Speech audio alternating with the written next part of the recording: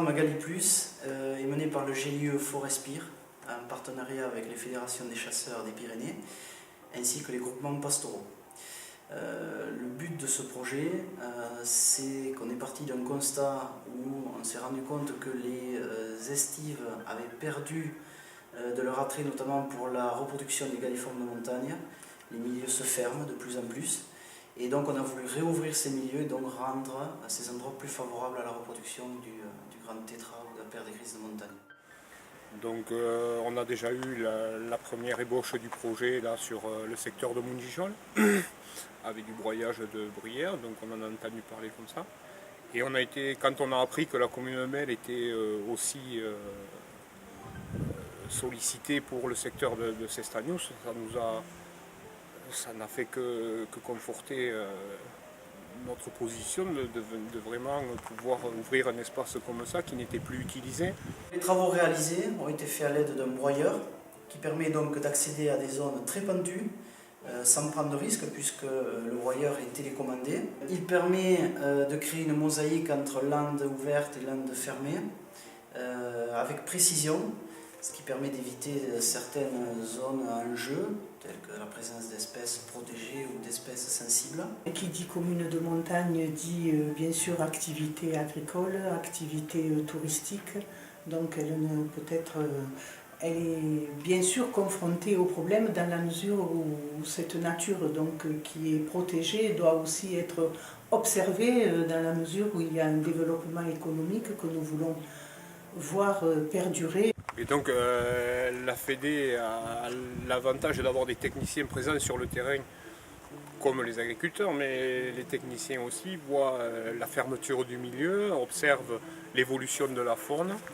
et donc la fédération apporte son concours donc, aux agriculteurs pour constater ces fermetures de milieu et si économiquement voilà, les deux travaillent ensemble, certains milieux pourront se réouvrir et le bénéfice sera partagé économiquement par les éleveurs et faunistiquement par la fédération.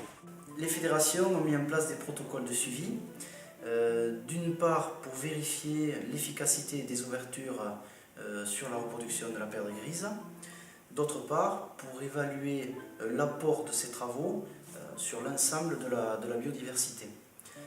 Trois types de suivi ont été mis en place. Les comptages au champ et au chien d'arrêt au printemps et en été, les relevés de végétation et le suivi des insectes pour évaluer la quantité de nourriture disponible pour les jeunes perdrix. Pour une collectivité telle que la nôtre, votre projet Gali Plus, c'est surtout vis-à-vis de nos éleveurs.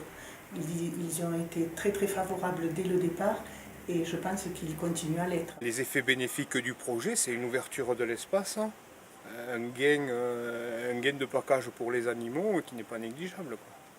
Le programme Gali Plus montre que les fédérations, en tant qu'usagers et gestionnaires des territoires, peuvent apporter un appui technique aux activités locales et aux acteurs locaux, d'une part en termes de connaissance de la faune et de la flore, d'autre part en réalisant des aménagements, soit pour maintenir ou reconstituer des habitats favorables à la biodiversité et aux activités rurales.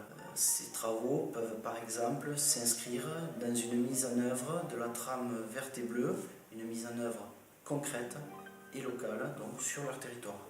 Le projet Gali Plus, moi ce qui m'intéresse c'est que déjà il y a une première partie, on en voit l'intérêt. Donc ce serait de continuer d'autres projets puisque notre territoire est vaste quand même. Je suppose qu'on a les hectares suffisants pour que de tels projets soient mis à l'ordre du jour.